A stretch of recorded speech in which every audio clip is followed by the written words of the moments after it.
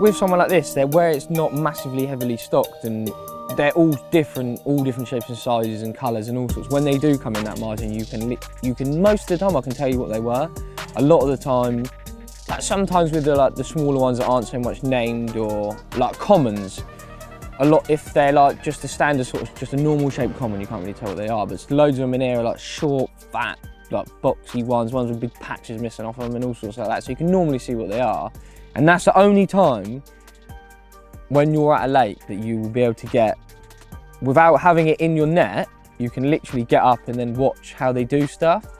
But there's one in here that's got like a broken mouth, and its mouth literally like and it can't move its mouth. And I've always said I want to see it feed because it can't, like, you know when they suck and their lip comes up and they're like that and they're like blowing everything. I thought it's literally just got to be like inhaling stuff, but I watched it the other day and you wouldn't even know there's anything wrong with it when it feeds. It just looks normal. It's literally, its mouth it somehow manages to get its mouth like flat to the floor and just eat normally. Like, I don't know. But I think that's what I don't know, that's what I love about it. The fact that you can see, and if you've got a target, well no.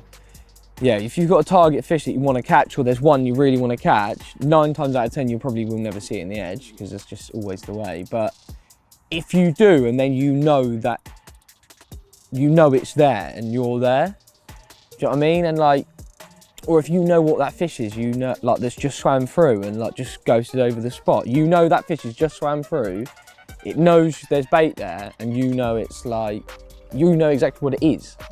Like, I think that's what's great about it. Fat Guts is back. Go on, you take that fucking snowman. Eat it. Eat it. Eat it.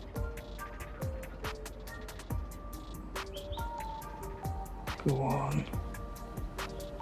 Look at the size of the fucking thing.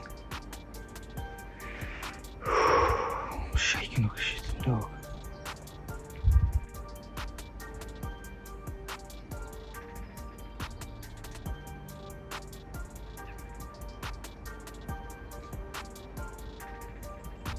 Oh, what the fuck is that? That looks massive as well. Another great thing with stalking is, yeah, you can be selective of the fish as such. Whereas if I walked around, I've done it before, you walk around in the spring, it's flat, calm, bacon sunshine, there's no wind anywhere, and they spread to every single corner of the lake in all the different trees. And you could go into one tree line, up one corner, and it'd be full of like 20 pounders, and then go into one tree line in the other corner and it'd be full of 30s and 40s. Or if there's only a certain few fish you want to catch, you can actually find them and fish for them. Like, I've seen loads of fish in the edge that I've wanted to catch and to fish for them. But then I've done things before, like the biggest common in this lake in particular, I really wanted to catch it. And I remember my mate Rich was in one of the swims over the other side, and it was he was fishing to that tree line, and I couldn't obviously fish for it, but he was like, yeah, it's in there. He's like, do you want to come and see it? And I was like, yeah, let's go and have a look at it. And we've gone up the tree, and it's like blatantly there right in front of us. You can see it clear as day, it's huge. And I was like, I didn't really want to, I was like, oh, fair play. And I was like, when are you going? And he was like, tomorrow, and I was going tomorrow anyway. So I was just like, I'm just gonna have to go somewhere else.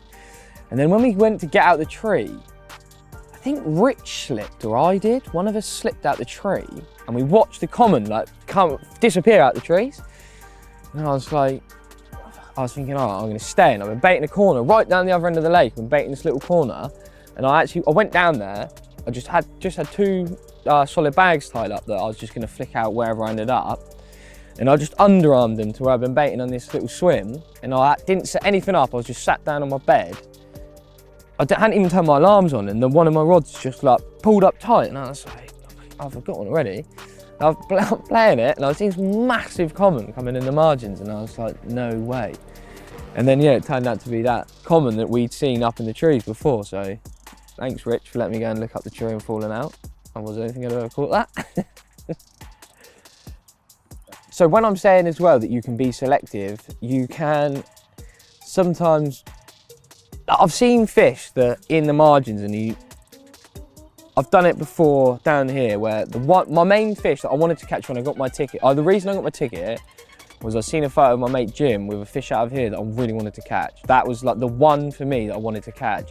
And I never ever saw that fish in the edge when I joined. Never saw it, I never thought I'd seen it show or anything. And you could never, it comes out like once a year if that, and you can't narrow it down to anywhere in particular. Every time it comes out, it's from somewhere different. It's one of those fish that's the one you want, but you can't, there's no pattern to it ever. It never gets caught on the same thing. It never gets caught from the same place. It comes out from everywhere. And I remember one day, me, TJ and Martin were over the other side. Me and TJ kept going up the tree and looking in the tree line. I was catching fish like just one every afternoon and then one in the night from tight down the left-hand margin. It was like, me and Rich were actually the only ones who were fishing it because we were the only ones who were, because we worked out if you cast, the wind, you had to wait for the wind to blow the other way. And if you cast over the top of the tree, like it would look like you're going straight in the tree. So you'd cast it over the tree, hold the rod up and then point the rod butt out so it'd go round behind the tree. Sometimes you wouldn't even see your lead, like you wouldn't even see the bag land. You'd just see ripples coming out off the edge of the bush because there was a bush that like stuck out, and where they used to patrol out of the trees, that's where you wanted to fish as they were coming out. And you could land a bag right on the edge of where they come out, but you had to like, yeah, hold the rod out so your line cut past the big tree that stuck out. So you'd have to get your line, but like it's all undercut, so you could get your line to cut down the edge of the tree, then sink under the tree. But we were doing that and then catching a few, and me and TJ kept getting up the tree. There's this massive like purpley blue mirror, and I remember we couldn't work out what it was, and we kept seeing one of the other like scaly ones in there, called the football lin. We kept seeing that in there all the time, but it wasn't moving. It would never do anything. It wouldn't. Like, there was fish in there that would constantly come across that entrance on the bottom. It's like 12 foot, so they'd be like right down in the water, whereas that lin just sat next to this greaves nest. Every day you went in there, it would only ever move like 3 or 4 foot. Just stay there every day in the same place in the sun, like in the main hole of where the sun comes through the trees. Just sat there sunning itself. And I had one bite one afternoon. Me, TJ and Martin all stood there, and I was like, I could tell it was a good one, but then obviously I didn't know what it was, and it's come up and I've seen these big scales down its side, and I thought, oh, that's the football lin. It's actually moved and eaten it. I thought I've obviously caught it before, but I was still like buzzing because I was thinking it's going to be huge. Like it would have been like a good 47 pound at the time, I think. And then as this got closer, I think it was TJ, me or TJ, were like, is it fingers? Oh, I was thinking, no way is it actually it. Then we've netted it, and yeah, it's not the football lin, it was actually fingers with the one I've said that I've never actually seen in the edge, but I'm pretty sure that it turns out that's what we were looking at for like, there's this other big thing that we kept seeing disappearing and moving around. I'm pretty sure that's what I'd seen, and that's why I never thought I'd seen it in the edge, but we had actually just been watching it for 2 days. And then yeah, it did turn out to be that fish. So I did finally catch it. Oh, that's quite a nice fish. Oh, that looks good. That looks scary. Yeah, it looks really nice. No, Really? it's a nice mirror.